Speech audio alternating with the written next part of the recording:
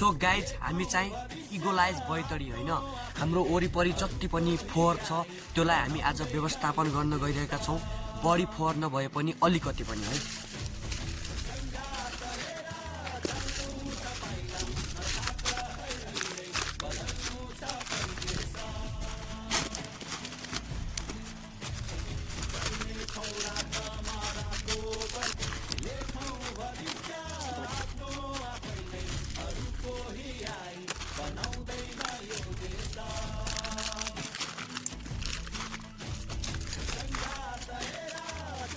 साथीहरू होइन योभन्दा अगाडि यता कति फोहोर थियो, कति यो थियो, अझै पनि फोहोर छ।